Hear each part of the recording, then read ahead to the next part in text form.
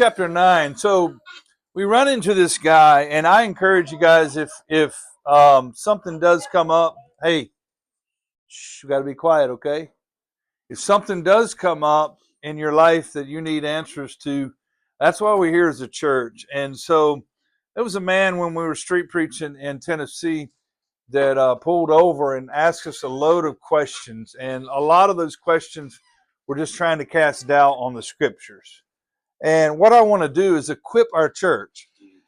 A lot of these arguments I'm hearing from this man, for number one, he wouldn't give me an opportunity to answer. He just kept spitting and spitting and spitting and spitting. And I finally had to tell him, if you're not going to let me answer, I'm done, right? I'm done. You're going to have to let me talk. But their answers, and a lot of the questions he asked, I have answered before. But you'll hear these are common complaints against the scriptures, if you will, why the scriptures is not true. So the first one I want to go to is found in the book of Acts. There's 3 times in the book of Acts that Paul, his testimony is recorded. Now, there's not 3 times that Paul gives his testimony. We know based on who is written, old Theophilus, we know that there's a strong indication that the book of Acts was written by Luke. If you read the introduction to both, you see him mentioning the same people. The language in the book of Acts matches the book of Luke a lot. The way phrases are used and the wording and it's really authentic to one writer. So I think strongly we can say that Luke is the author of the book of Acts. If you want to question that, that's fine. But I think if you read it, you'll see this. But Luke gives the first account in Acts chapter number 9, and then the other 2 accounts is Paul the apostle telling his testimony himself. So what I want to show you is there's 3 things that they say is a contradiction on these testimonies. Number 1, what the companions heard. What did they say the Bible contradicts itself, so this testimony of Paul is false, right? And so, and the account of Paul is not true. And they question Paul's even authenticity. Is that how you say it? But Acts chapter number 9, verse 7 says this. We know the story, so I'm not going to read all of it. It says this: the men which journeyed with him stood speechless, hearing a voice and seeing what? No man. Hold your hand here. We're in Acts chapter number 9, verse 27. 7, sorry. Acts 9, 7. So the people, the men here in this chapter, they heard a voice, but they saw no man. You see that? Acts 9, 7. Let's look at Acts 22. Acts 22. Put you a marker in Acts 22 and Acts 26 and Acts 9. I want you to see this. Acts chapter number 22. Acts 22 and verse number 9. Look at the account of Paul. And they that were with me saw indeed a light and were afraid, but they heard not the voice of him that spake unto me. Okay, so can we agree that Acts chapter 9 verse 7 says that they didn't hear a voice? And over here, this passage, and on the other one, it says, hearing a voice but seeing no man. So as Christians, this is what they'll say to you. See, that's a contradiction. One passage says they heard a voice and saw no man. The other passage says they heard a voice. Right? These are not contradictions. These are not contradictions at all. It sounds like a contradiction on the surface, but when you start comparing it scripture with scripture, you realize that they one heard a voice, as in they heard the sound of a voice, and it's obvious they heard the sound of the voice but did not perceive what the voice was saying. So let me show you what I'm talking about. Go to Mark chapter number 4. There's no contradiction here at all. You can hear a voice and not perceive what the voice says. So you can hear a voice and not really hear what the voice says. Would you agree with that? Yeah. So go to Mark chapter number 4. Let me show you what I'm talking about here. Mark chapter number 4. Jesus says this. So we do see Mark chapter 7 says they hear a voice and see no man. Mark chapter number 9 says that they heard not the voice of him that spake unto them. So one is clarifying a voice. They heard something that lended to a voice. But the other is saying they did not hear specifically what the voice said. You see the difference? There's no contradiction here at all. So the clarification would be verses like this in the Bible. Mark chapter number 4, verse 12. That seeing they may see and not perceive. Do they physically see with their eyes? Yeah. You see how the Bible is explaining they physically see with their eyes, but they don't see spiritually. So he's saying, look, they physically heard a voice, but they did not know what the voice said. One is recognizing they heard the voice. The other is recognizing that they didn't perceive what the voice said. So there's no contradiction here at all. If you look what it says, let's continue reading. Hearing they may hear and not understand. You can hear something and not understand what's being said? Who was it? Dixie was telling me there was a lady at the nursing home yesterday, and it probably was the same lady I run into because everybody kept saying, what is she saying? And I got up really close to her and right in her ear, and she was kind of rambling, but she was actually saying something. I'll show you one of the ladies that people just ignored yesterday. Remember the black lady who was sitting in the center? She looked like she had a stroke. I believe most people could not understand a word that lady was saying. They were hearing her talk, but they could not perceive what she was saying. I got down real close to her, listened to her, and she says, I asked her what she wanted to drink, and she said, Mountain Dew. And everybody else walked past her. What do you want to drink? And they're like, and I got down real close to her, and she said, Mountain Dew. I said, okay, got it. Asked her if she wanted dessert. Everybody's trying to put dessert in front of her, and she's like, she's not shaking her head. She can't shake her head because of her condition. And everybody's trying to figure out what she's saying. Get down. She says no. She made it very clear, no, I don't want dessert. So what I'm saying is one person actually physically heard a voice, but the other is noting that what the voice said they could not hear. They did not understand what was said. So there's no contradiction here. You see how that works out? So to say that the companion view, this is what people who argue against the Bible, they say, well, see, the Bible contradicts because they're reading words and they're putting words side by side and saying it contradicts. It doesn't contradict. One heard a voice, the other heard a voice, but they did not understand what that voice was actually saying. And so when you begin to look at it from that perspective, they saw a light, but not the form of a man necessarily. They heard a voice, but didn't perceive the content of what the verse was saying. Okay? Now, let me show you another contradiction. They say that chapter 9 and chapter 26 are contradictions because the words that Jesus spoke, it's as if Paul is adding to what was said in chapter number 9. Here's the simple answer to this. Who is recording in chapter number 9? Chapter number 9 is written in the third person. He heard. They heard. Chapter number 26, you know what Paul is saying? At midday, I did this, I did that. Do you know there's a difference between first person and third person? If I am telling the story, I tell the story one way. This is what I told the man. It shows you that the scriptures is authentic. If the stories were identical, I would be suspicious of plagiarism, wouldn't you? If they were completely identical. The fact that the scriptures doesn't log two identical stories, and it appears that Paul is adding to it, he's not. What Paul is doing, Luke is giving it from one perspective. Luke is saying, this is what I saw that happen.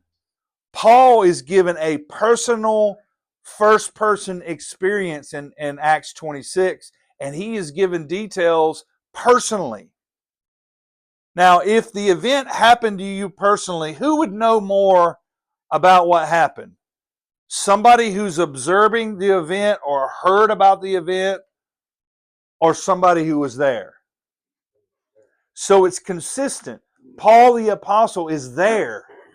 And so he's given the full detailed account when Luke is just given an overview of what he knew the facts were. That's all. That's all you're seeing. Can you see how it's not a contradiction? So there's three things that they say is a contradiction: the companion view, and the fact that Paul added to the text by embellishing it with extra details. And I'm saying he didn't embellish it. All he is doing is giving a first-hand account of what's said. The third thing they say is, what was Paul told to do next? Go to Acts chapter number 9, and let's look at this. Acts chapter 9. What was Paul told to do next? Did Paul immediately go into the city, or was Paul told to do something? I want you to see how this appears to be a contradiction. Acts chapter 9. Saul, yet breathing out threatenings and slaughters against the disciples of the Lord, went into the high priest and desired him letters to Damascus, to the synagogue, that if he found any in this way, whether they were men or women, he might bring them bound into Jerusalem. And as he journeyed, he came near Damascus, and suddenly there shined round about him a light from heaven, and he fell to the earth, and heard a voice saying unto him, Saul, Saul, why persecutest thou me? And he said, Who art thou, Lord? He said, I am Jesus whom thou persecutest. It is hard for thee to kick against the pricks. Remind me, I'm going to come back to that too. We're going to talk about that in just a minute. That phrase, hard for thee to kick against the pricks. And he, trembling and astonished, said, Lord, what wilt thou have me to do? And the Lord said, Arise, go into the city, and it shall be told thee what thou must do. And the men which journeyed with him stood speechless, hearing a voice, but seeing no man. But Paul arose from the earth. When his eyes were open, he saw no man, but they led him by the hand and brought him into Damascus. And he was 3 days without sight, neither did he eat nor drink. So how many days was he without sight?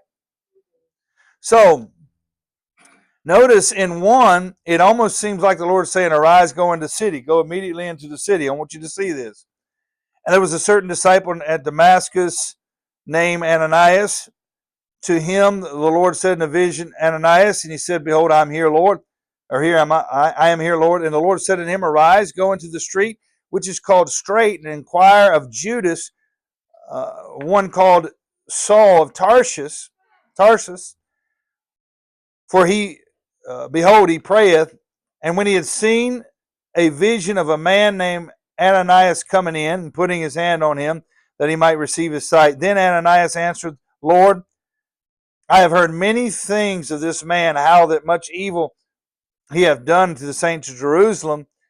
And here he hath authority from the chief priests to bind all that call upon thy name. But the Lord said, Go thy way, for he is a chosen vessel unto me to bear my name before the Gentiles and kings and the children of Israel. And I will show how great things he must suffer for my name's sake. Now, the reason I brought this in, when we get over here to Acts chapter number 26, all of this is going to be squished together. Right? All of this is going to be squished together. All the details are here. Luke is given these details in order how they happen.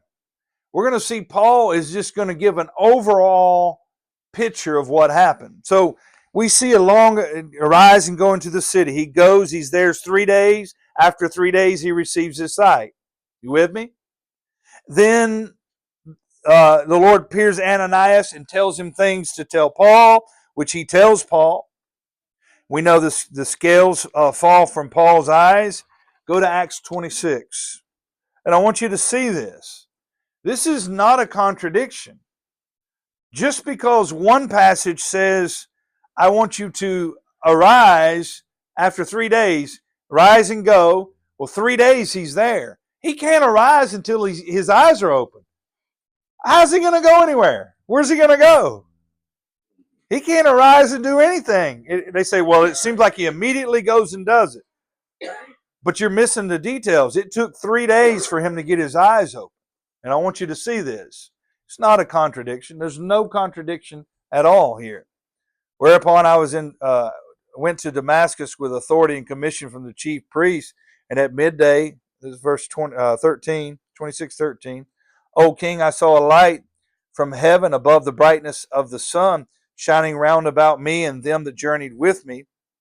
And when we were fallen to the earth, I heard a voice speaking unto me, saying in the Hebrew tongue, Saul, Saul, why persecutest thou me? It is hard for thee to kick against the pricks. And I said, Who art thou, Lord? And he said, I'm Jesus whom thou persecutest. I would say the 3 days, the 3-day period we're reading in Acts chapter number 9 happens right after verse 15. Right? You got a 3-day period, and Paul is just giving an overview of what happened. But arise and stand upon thy feet, for I have appeared unto thee for this purpose, to make thee a minister and a witness both of these things which thou hast seen, and those things which I will appear unto thee, to deliver thee from the people and from the Gentiles, unto whom I now send thee. Can you see how this one seems like, boom, this happens, and then boom, he immediately arises and goes.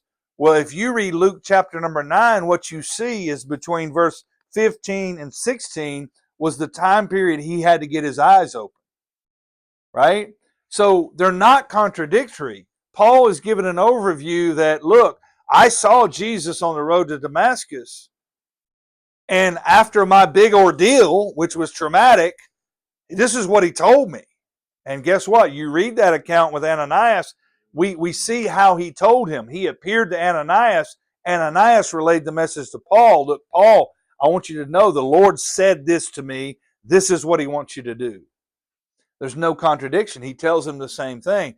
Just one gives us more detail that there's a 3-day period in between where he's blind, and the other, even though it does appear that the Lord appears to him and then boom, he gets up and goes right away, that doesn't mean anything. That doesn't mean there's a contradiction. It's the same with the Gospels. I told him this because he said the Gospels contradict, and they don't. So, how many of you heard the story about a rich young ruler? How many of you saw the phrase rich young ruler in the Bible? Nobody here saw the phrase just like that in the Bible. It's nowhere in the Bible. Did you know that? One says he's rich and young. One says he's a ruler and he's young. The accounts are different. But all of them together give you the full picture. And it's just like I told him. I said, you got a light up here. Let's say everybody's standing on each corner of the light. The Gospels don't contradict, but it's like this. Let's say 2 cars pull across and a red car pulled across in front of a blue car, and the blue car hit the red car. Right? Let's say you're on one corner, I'm on another corner, and this one's on this corner and another one's on this corner. Prime example was a wreck that we witnessed, we as in me. Let me give you this illustration. On Friday, didn't we? I said, man, that was terrible. And you know what Tony said? I only heard the noise. I didn't see nothing. Whose perspective is going to be stronger? It's mine. So what I'm saying is, one guy on one corner of the street can say, I saw the car, it was red. And the other guy can say, I saw the car, it was blue.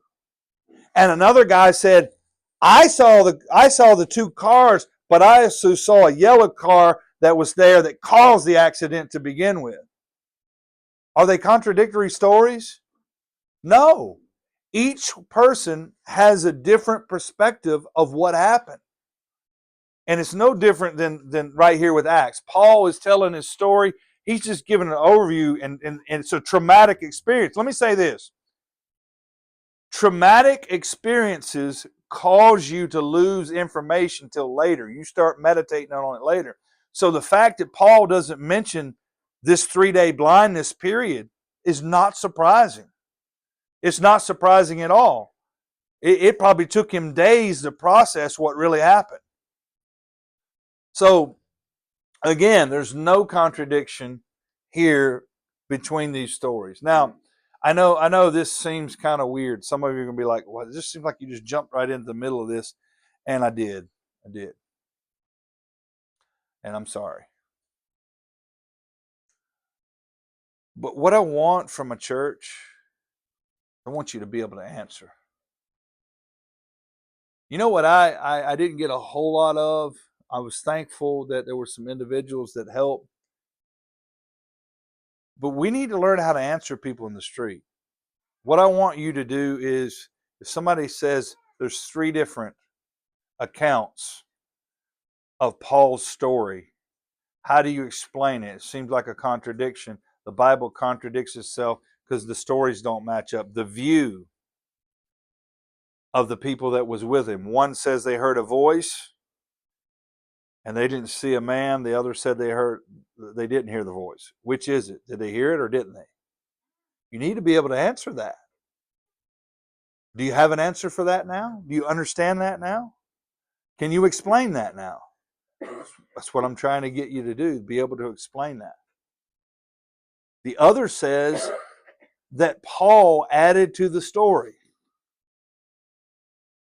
What's the answer to that? Can anybody give me the answer to that based on what we just studied? What's that? That's it. One is third person. Luke is talking about what happened. Paul was actually physically there. He's given details. Right? The final view, the final question. There's 3 things that they say is a contradiction. The other one is this. Did Paul straightway get up and go do what the Lord said?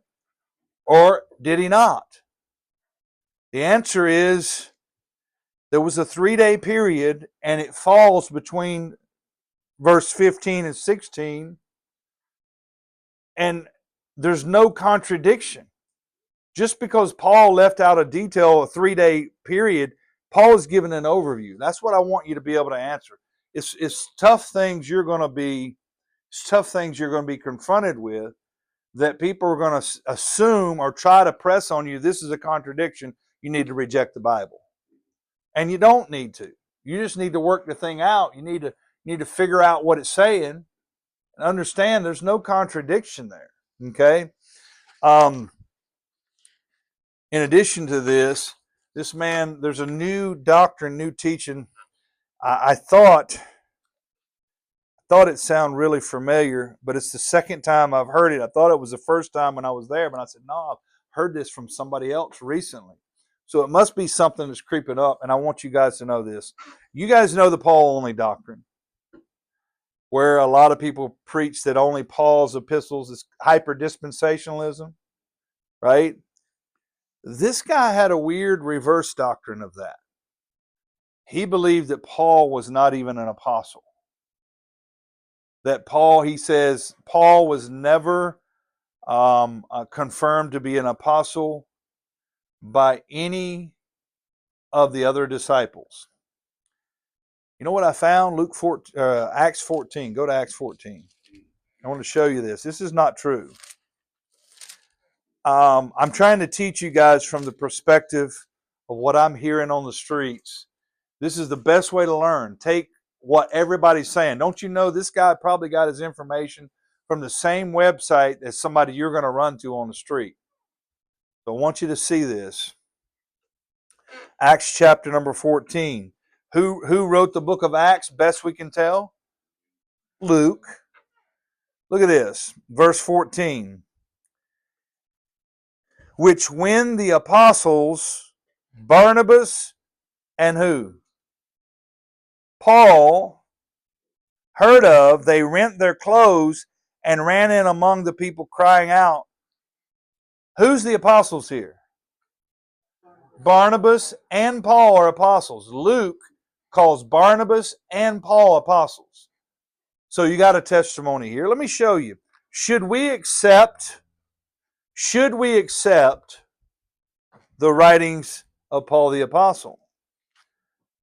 Did the apostles accept the writings of Paul the apostle?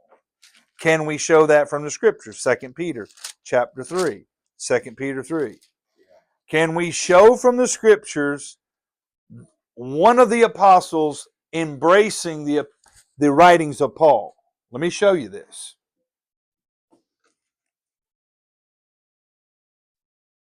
Verse 14. 2 Peter 3:14. We're just trying to study so we can answer. It's a little bit deep today. I understand that, but I want you to be able to answer. You need Bible answers. Look at verse number 14. Wherefore, beloved, seeing that you look for such things, be diligent that you may be found in him in peace, without spot and blameless, accounting that the long suffering of our Lord is salvation. Now watch. Even as our beloved brother Paul, according to the wisdom given unto him, hath written unto you. Now watch. As also in all his epistles, you with me?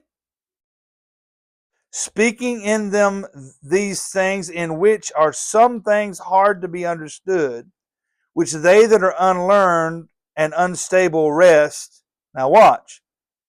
As they do also what's the word? You know what he did right there? He just called Paul's epistles scripture. He's saying, look, Paul wrote the epistles to you, and the other scriptures, they get them wrong too. They misunderstand Paul and the other scriptures. He just told you Paul's epistles are scriptures. That's what Peter said. Right there, Peter attests that Paul's epistles are scriptures. So you got one attesting he's apostle. You got Peter attesting that his epistles are scriptures. Okay? I don't really need to go any farther than that. As far as I need to go. I don't need anything else after that. Don't need anything else. What's that? I was going to, I'm going to skip it for now because I need to come back. There's a phrase that we saw, and I want to clear this up. Be careful of somebody who just makes a statement and doesn't prove it. That was one of the things I had to call him out on several times. These two men were there. It's like you can't just throw something out without evidence. There's a phrase, it's hard for thee to kick against the pricks, that Paul mentions. He says that's a pagan phrase. Me and Tony both researched this and found that it is in a play. It is in a play that's pagan, right? What's the name of the play, Tony? I can't remember. The Bacchia. The Bacchia. But what we found out is everybody in the common language used that phrase. Everybody in the language used that phrase, so it wasn't a pagan phrase. The guy was saying, what are they doing using a pagan phrase in the Bible? And it's like, no, it was the common phrases of the day. Give me a common phrase we use now that sounds weird. Go jump in a lake. Right? It would be like this. It would be like somebody of the world writing a story. Let's say writing a satanic Bible, and in the satanic Bible, him saying they can go jump in a lake, and somebody saying that's satanic. You used the phrase "go jump in a lake." No, the phrase existed before it was used in the satanic Bible. It was part of the common language of the day, so therefore it's not pagan. He was trying to say, well, it's a pagan phrase that's only used in pagan. And then when we researched it, we found out that's not true. Everybody was using it, including the guy who wrote the play. That's it. Everybody of that day. And here's what's so interesting. Paul quotes their own poets in Acts 17. It's not a bad thing that he's using things of that day. It doesn't make it unchristian because he's using the language of the day, right? So this is, I don't know if we'll have, yes, ma'am. Go ahead. Oh, if you look in Isaiah 61:3, and y'all don't have to go there. I'll pull it up real quick. Going there. Okay. Mm-hmm.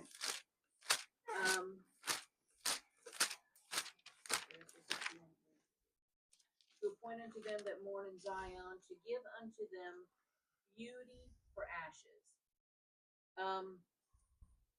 Y'all know that my ex-husband was a big fan of the Marvel comics and comic books and all that stuff like that.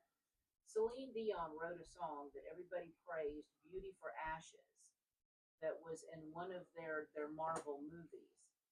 And citing its brilliance and argued against it being something that came from Scripture. Now, her background is Catholic, Right. but still, she was versed enough from the Scriptures to pull something out of it. And if you look, we were just discussing this at Bible study. If you look at a lot of modern plays, sitcoms, books, they will pull phrases from the Bible to use to try to legitimize what they were writing from drawing or by drawing from a legitimate text.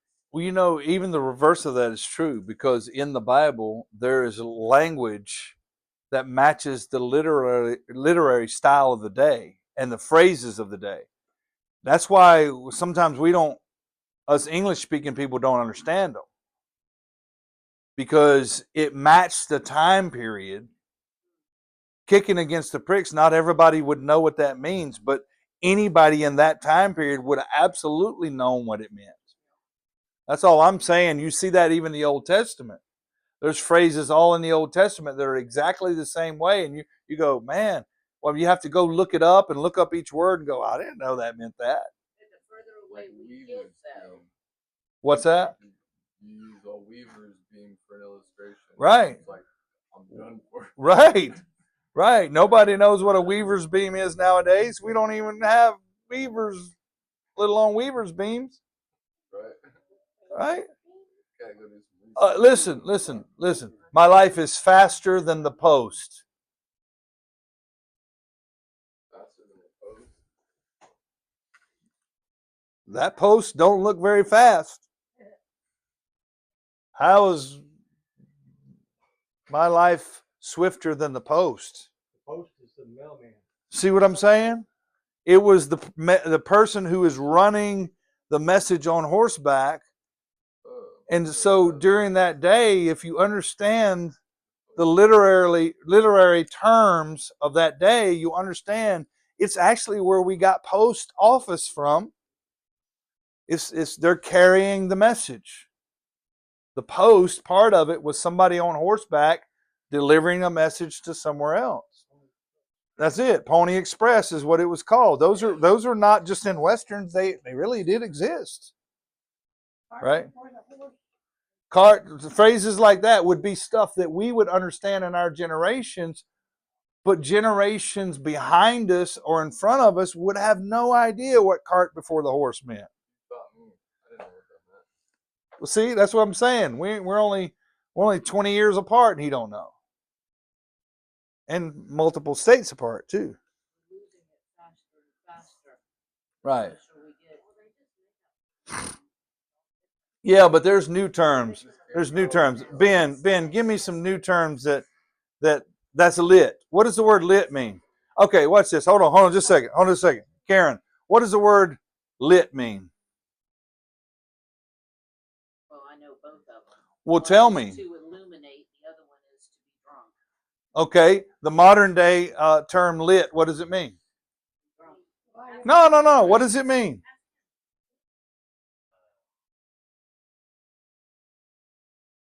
Yeah, it means something that's cool. That's the terminology nowadays. That's what I'm saying. The literary terminology changes is all I'm driving at. Fire means the same thing. Right, fire. That's fire. And I'm like, what?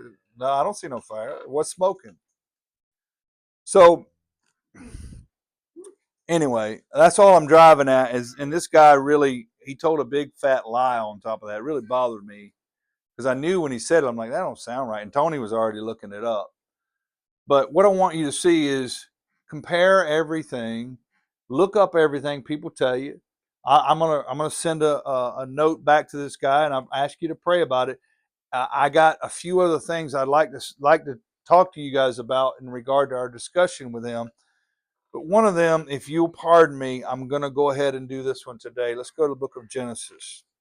One of these, Genesis chapter 1, 2, and 3 are probably the most messed with books by people who question the Bible.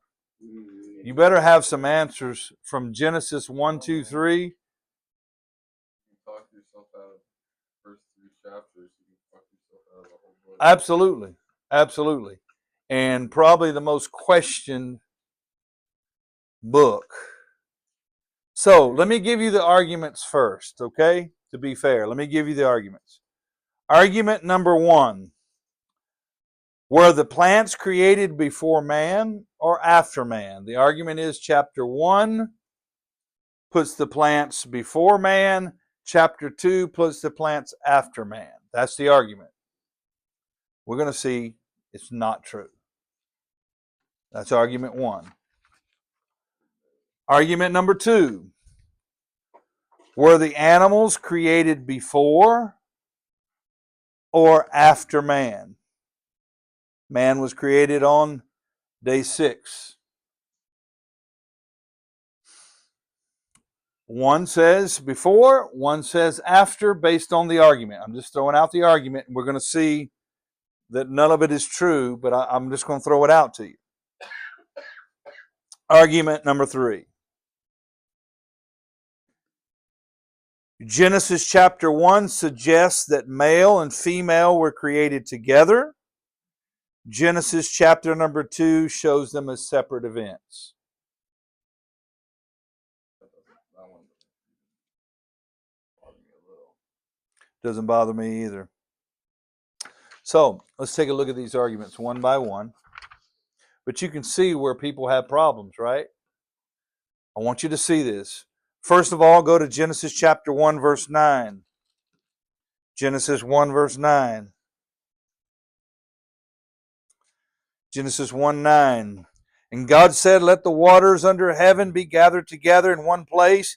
Let the dry land appear. And it was so. And God called the dry land earth. And he gathered together waters, and called he seas. And God saw that it was good. And God said, let the earth bring forth grass and herb yielding seed, and the fruit tree after, or yielding fruit after his kind, whose seed is in itself upon the earth. And it was so. And the earth brought forth grass, and the herb yielding seed after his kind, and the fruit tree yielded fruit, whose seed was in itself after his kind. And God saw that it was good. And in the evening and the morning were the third day. Are you with me? Yep. All right. Look a little bit later. Verse number 26. And God said, let us make man in our image, after our own likeness. And so verse 26, he's making man. And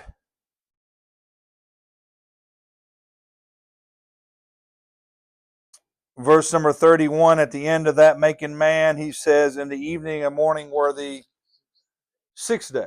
So what day did he make man? What day did he make the herbs and all this other stuff? Third day. With me? What's the contradiction? And I want you to try to attempt to explain it to me. Verse number 4 of chapter 2.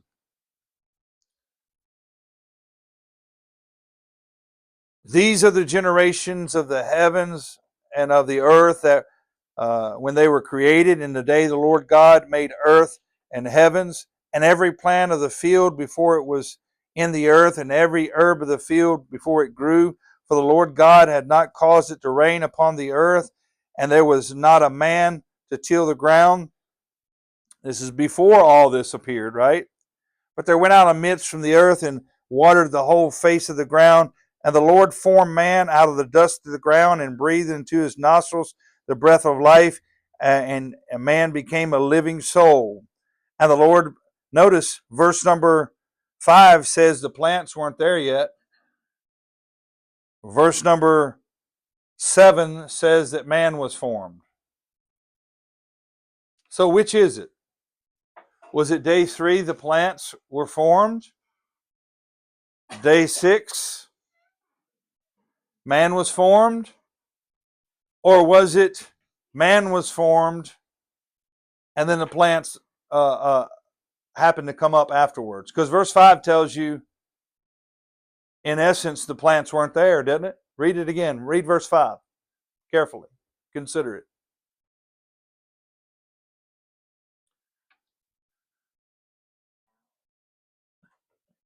I'm going to answer. I'm going to answer. Just hold tight. It's tough, isn't it? Well, it says it was in the earth. Yeah, that's kind of what I was looking at. Every plant. These are the generations of the heavens and the earth when they were created in the day that the Lord God made the earth and the heavens. Every plant of the field before it was in the earth, and every herb of the field before it grew.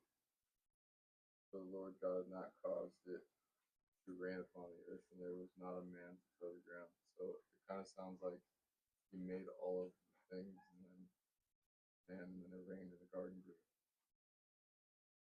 And the Lord just explained why He didn't plant the garden first, and I don't see any.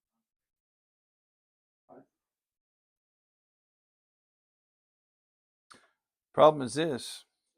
I mean, put the man there first. There's something glaringly obvious. We're all missing it. Chapter number 1, what does he say over and over and over? What's that? Was very good. And the evening and the morning were the first day. And it was very good. And the evening and morning were the second day. And it was very good. And the evening and the morning were the third day. What are we getting? And it was very good. And the evening and morning were the fourth day. And it was very good. And the evening and the morning was the fifth day. And it was very good. And the evening and morning were the sixth day. What are we not getting in chapter 2? This isn't in chronological order. You have to assume it's chronological. It's not chronological. Like a summary of what He is not going day 1, day 2. He's not naming anything in order. Yeah, Chapter 2, he's not doing anything in order, y'all. Chapter number 1, he's given a chronology of everything. This happened the first day, this happened the second day. It's not a contradiction at all. He's just telling how he did things. He's just telling what he did. He already gave the order in chapter number 1. Number 2 has no chronology. You can't say chapter number 2, he created anything before anything, because it don't say it. It don't even say when he did it. It doesn't give a day. It doesn't tell none of that. How can you have to assume? Do you see that? If you read through chapter 2, you cannot find him saying, this day he did that, and that day he did that. might be Well, why are they partially. claiming it's contradictory? It's contradictory because they're reading it in order and saying the order doesn't match chapter 1. Of course it doesn't. Chapter 2, he's given an overview without a chronology. Just saying God did this, God did that, he did this. Listen, he had a garden. He puts a man in a garden. So the plants had to be there. He puts the man in the garden. It's just chapter 1, he's given the order of what he did. Chapter 2, he's just saying, hey, look, after I already had all this made, what I did is I made this garden with the plants I already had, and I just took the man over here I created on day 6, and I just put them together. Also in verse 5, it's like Old English and modern English should be backwards. See Well, what I'm saying? I didn't put there was not a man there, so I didn't put the garden yet. You know what I'm saying? right. That would be good too. But I think the thing that's the most glaringly obvious is there's Yeah, right. That's a good one. That's a good one. There was not a man to till the ground. That's a very good one there. So there was no plants. He didn't till the ground. He's just explaining himself. He's just explaining what he's doing. That's all he's doing. Thought process. So there's no chronology here is what I'm driving at. But notice the Lord planted a garden eastward in Eden, and he put the man there he formed. It's pretty obvious that the plants already existed by the time he put the man in the garden. If you put the plants there and then you put the man there, it had to exist. So one has nothing to do with order of creation. Just an overview of what God did. He did these things. He's not given a chronology or any of that. There's no contradiction. No reason to even call it a contradiction. You have to assume chapter 2 is written in order, and that would be a faulty assumption. Okay? Just like the second and first advent mixed up in certain verses. Right. Absolutely. People do get the rapture and the second advent mixed up. Can everybody see this argument? Can everybody see why this is void? And I think you're going to see the pattern that we just established. But let's look at the argument for the animals. The animals being created, chapter 20 of chapter 1 and verse 20. He says, "And the Lord said, let the waters bring forth abundantly the moving creatures that have life, and the fowl that may fly above the earth in the open firmament of heaven. And God created the whales and every living creature that moveth in the waters to bring forth abundantly after their kind, and every winged fowl after his kind. And God saw that it was good. God blessed them, saying, be fruitful, multiply, fill the waters with seas, let the fowl multiply upon the earth. And the evening and the morning were the fifth day." Let me show you what they say is an apparent contradiction. Chapter number 2 and verse number 18. "And the Lord said, it's not good for that man should be alone. I will make a helpmeet for him. And out of the ground the Lord formed every beast of the field and every fowl of the air, and brought them to Adam to see what he would call them. And whatsoever Adam called every living creature was the name thereof." So, same situation. This is what you got. Said that earlier. No problem. Yeah. Here's the problem. He already created the animals. All he did was bring them to Adam, who was created after them. That's all it's denoting, is the fact that the Lord brought the two of them together so Adam could name them. There's no chronology. Can you see that? He's just stating that Adam named them. I made these the day before him. The day after that, I made man. And then I brought these two together and put them together and let Adam name them. That's it. There's no contradiction here at all. But can you see how if you try to make chapter 2 a chronology, in somebody's mind, it may be a contradiction? Again, I want you guys, let me say this. If you're serious about being a Christian, I don't know if you are or not, I'm going to tell you this, because I have to say this. I'm not trying to belittle nobody. But if you're serious about being a Christian, you have to learn how to answer the skeptics. You're going to have to. And my goal and aim is I tried to explain this to the guy, but he would not give me time to explain it to him. And I tried to explain it to him like one of them is the events that happened in the garden, and it's not a timeline. He just like cut me off immediately. But can you see how it's not in chronological order in chapter 2? All right, let's look at Genesis 1. This will be the last one for the evening. Genesis 1. I want you to see the third argument, which says that male and female were created at the same time. Verse 26, and God said, let us make man in our image, after our likeness, and let them have dominion over the fish of the sea, and over the fowl of the air, and over the cattle, and over all the earth, and every creeping thing that creepeth upon the earth.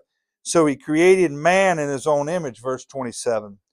And the image of God created he them, male and female created he them, him, them. Notice, in the image of God created he Him, male and female created he them. He's expressing, I made Adam, and then later I made them. I added the female. Can you see that? There's nothing contradictory with what we're going to read. He's just explaining this event. He's explaining this event in chapter 2. Let's see the contradiction. Verse 21. And the Lord caused a deep sleep to fall upon Adam, and he slept, and he took one of his ribs and closed the flesh inside thereof, and the rib which the Lord had taken from a man made he a woman, and he brought her to the man. He talks about her being bone and bone. Chapter number 1, he makes the statement, I created him. And then he says, then male and female, I created them. All he's doing in chapter 2 is explaining the male and female, I created them part. That's all he's doing. Brother, can I say something? Yeah. A while ago, I asked you about the rhetorical questions that God asks, and God is all-knowing, and He knows He can explain this perfectly in His book. But sometimes I think that He might be, I don't know, maybe testing us or waiting to see what we're going to do with His Word. If you have a self-righteous or prideful heart, because you're going to get judged for it, you know. I'm saying he could explain it perfectly if he wants to. But imagine facing him one day and saying there's an error in your book. Matthew 13. Let's get a verse to what you just said. Let's put a verse to what you just said. What you said is actually very scriptural. Did you know that? Very scriptural. The Lord speaks a parable to his disciples in verse number 10. He says, the disciples came and said unto him, why speakest thou unto them in parables? How does Jesus answer it? And he answered and said, because it is given unto you to know the mysteries of the kingdom of heaven, but to them it is not given. For whosoever hath, to him shall it be given, and to them more abundantly. Whosoever hath not, to him shall it be taken away, even that which he hath. Therefore speak I unto them in parables, because they seeing see not, and hearing hear not, neither do they understand. In them is fulfilled the prophecy of Isaiah, which saith, by hearing ye shall hear and shall not understand, seeing ye shall see and not shall perceive. What's the problem, Nate? What's the problem with these people? They see and don't see, and hear and don't hear. Verse 15, for this people's heart is waxed gross. Their heart is gross. Their ears are dull of hearing. They're gross. They're dull of hearing. Lest at any time they should see with their eyes and hear with their ears, should understand with their hearts, and should be converted, and I shall heal them. Blessed are your eyes, for they see, and your ears, for they hear. Notice their eyes aren't dull. Their eyes aren't gross. So you're absolutely right. I believe the Lord is trying to test hearts. He can word this thing any way he wants to word it.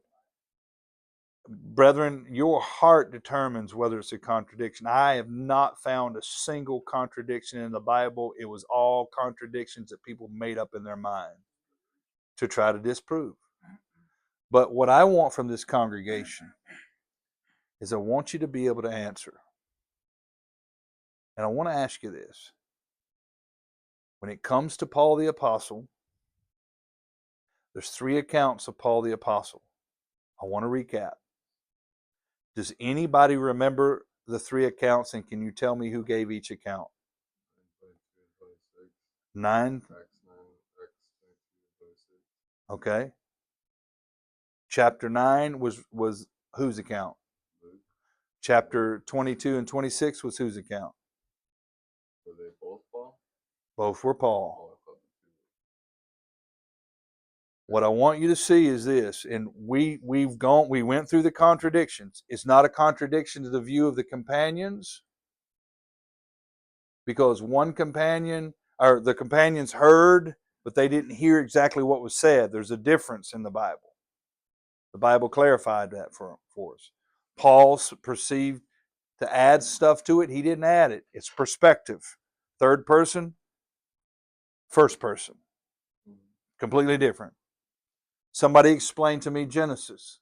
Somebody explain to me why. What's the number one reason Genesis chapter 1 and Genesis chapter 2 are not a contradiction? Which one is? Chapter 1 is in chronological order, right? Second one's just giving an overview. That ain't hard. All you got to do is tell somebody this. Find me the days logged in chapter 2. That's the best way to point it out. Show me the exact days in chapter 2. Because you cannot make the statement that the vegetation was made before men and the animals were made before men, and then in 1 it was made after, completely reversed. You can't make that statement unless you can show me that that timeline in the scriptures. Doesn't give it. Okay? Paul the Apostle, his epistles were not legitimate. Give me an answer. You just showed us the verse where he wasn't Who said he was an apostle? Bible. Peter. Peter says his writings were scripture. Somebody else said he was an apostle. Luke chapter 14:14. Okay? Paul and Barnabas. That's it. Paul and Barnabas. Throws another wrench into the next. I know, right? That guy's gonna. I know. I know. He said that, didn't he? I wanted to jump into it, but I left it alone. This hits on something a little bit broader as well, because it's not only an exercise in educating the lost, it's an exercise, and it's speaking for me personally, maybe everybody else is perfect, I'm not, but I have no patience dealing with people who are deliberately contrary. And that's what I find people who argue these little points like this. It's like saying a seam in your dress is crooked and they're going to argue it and just tear it apart for that reason. I have very, very little patience Right. for people that do that. So it's an exercise for me not to call them obnoxious and beat them with a stick that says rightly dividing. Yeah. That's scriptural too in Proverbs. I mean, Really, they got vice a stick? versa, depending on the situation. Did you have something, Tony? Well, I was gonna just say we were kind of all talking about this, and this guy that's deliberately contrary and trying to argue against the scriptures is trying